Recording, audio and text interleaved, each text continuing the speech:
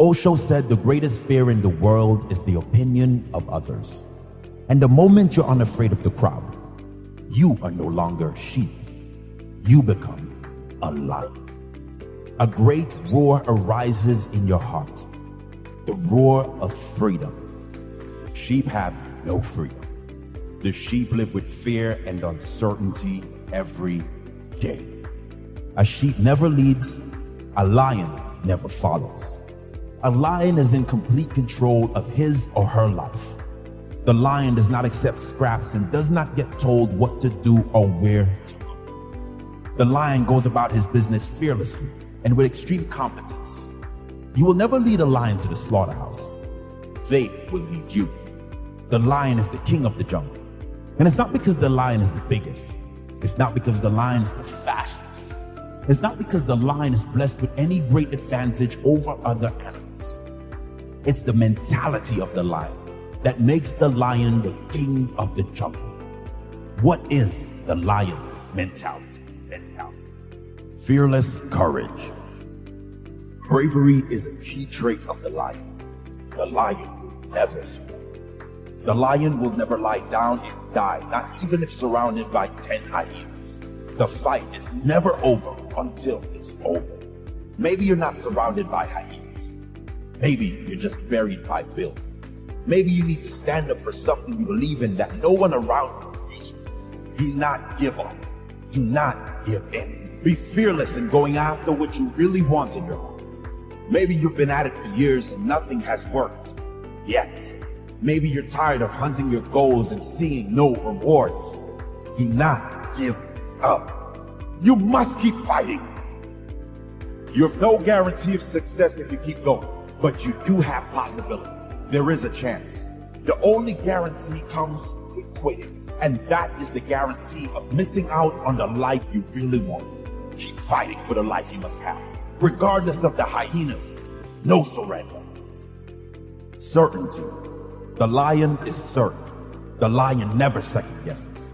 When the lion goes in, it goes in 100%. There's nothing half-hearted about the lion. How great could your life be if you lived with the certainty of a lion? What if you just started believing in yourself and your own abilities? How far could you go with unbreakable self-belief? Who could you become if there was no doubt in you?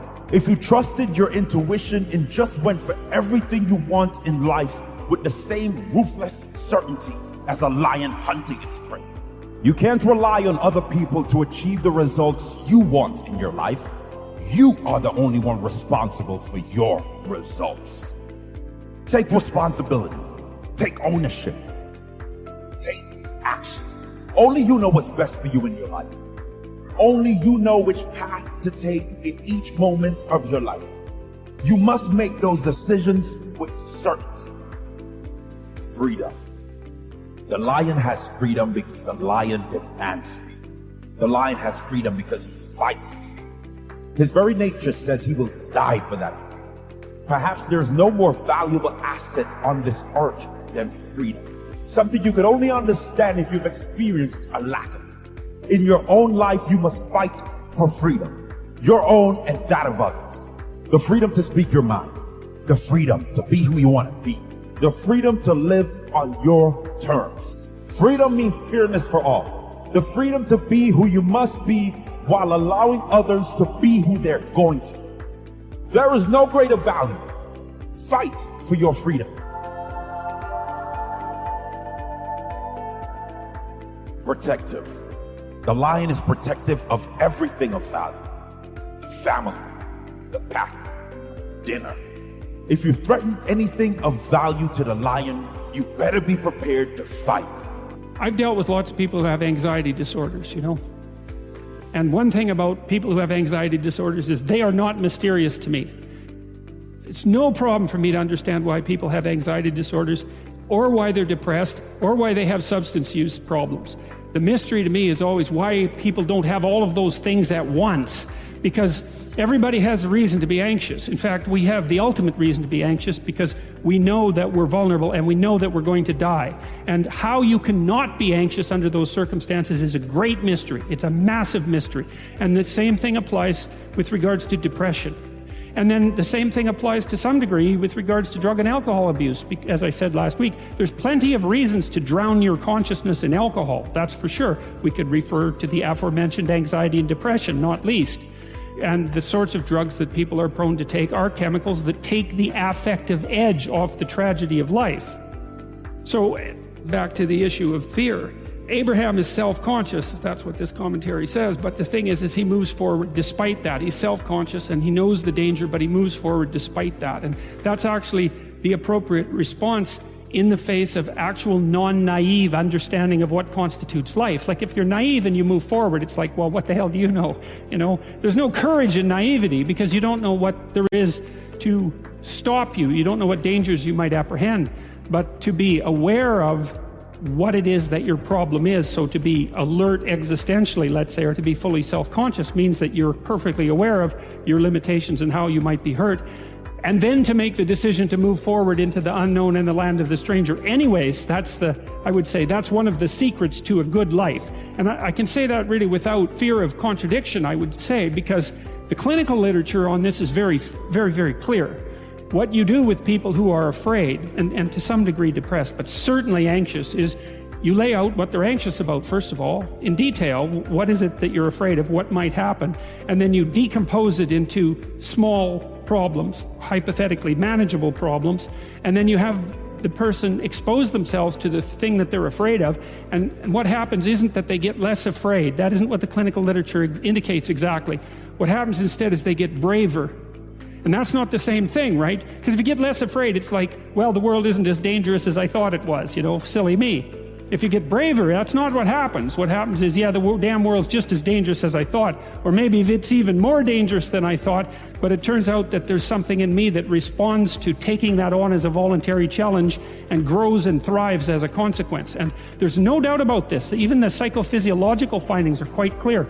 If you impose a stressor on two groups of people, and on one group the stressor is imposed involuntarily, and on the other group the stressor is picked up voluntarily, the people who pick up the stressor voluntarily use a whole different psychophysiological system to deal with it. They use the system that's associated with approach and challenge, and not the system that's associated with defensive aggression and withdrawal. And the system that is associated with challenge is much more associated with positive emotion and much less associated with negative emotion. It's also much less hard on you because the defensive posturing system, the prey animal system, man, when that thing kicks in, it's all systems are go for you, you know. The pedal's pushed down to the metal and the brakes are on.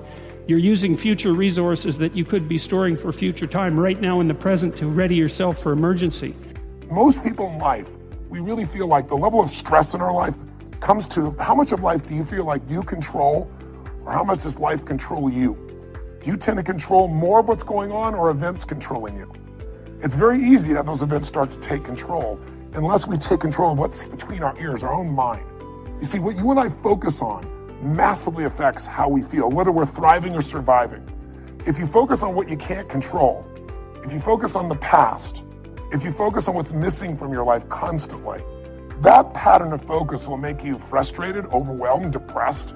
It won't even matter if you're, taking antidepressants. If you keep focusing on what you can't control, what's missing from your life, you're going to feel depressed still. You can take as many antidepressants as you want. Focus equals power. If you want to thrive, you got to focus on what you can control. You got to focus on the difference you can make. You got to focus on what's already in your life that you're grateful for. And I have a little process here at the end that's my gift to you, which is just a simple ritual that can bring you back to this place. So one thing that leaders do is they focus on the things they want, they focus on what they can control, they focus on what they have a combination of gratitude, strength, and commitment. They really unleash the second element. They have a vision. They have something that they're after, something they want to create, something they want to contribute, something they want to give, something they want to make happen. And that's when you become a creator again instead of a manager of life.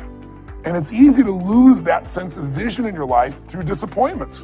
Hey, we've all had them. You get all excited about something and then, life seems to crush it. Somebody betrays you. You betray yourself. You don't follow through, and then you don't trust yourself at the same level. What makes somebody a leader is they build this certainty, and not only with focus, not only do they get a vision for what they want, but they bring that certainty in their body. Listen, if you've ever been to one of my live events, you know that one of the greatest things about, let's say, Unleash the Power Within is you go through a weekend where you literally train your nervous system to have certainty. I mean, how the heck do we get people to storm through fire? It's not about fire walking.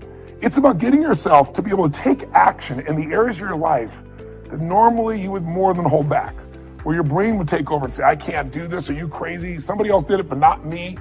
What we do is get people in a state where you're gonna follow through, where you're gonna face your fear and do it anyway.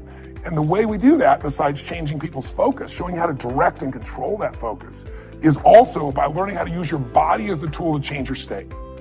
Listen, if I drop my shoulders enough, if I were to breathe shallow enough, if I were to slow down and say, I don't know, I'll give it a try, and go into this state, I'd be like Samson getting his hair cut off, right?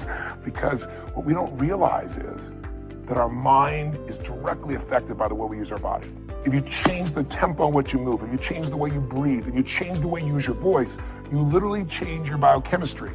And the one thing that you'll see that's the same with the greatest golfer in the world, or the greatest musician, or the greatest, actor, is they have this sense of certainty, and it isn't born.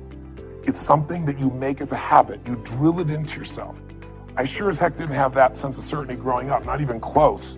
And what I found myself doing early on is I felt so uncertain, I couldn't get myself to do anything.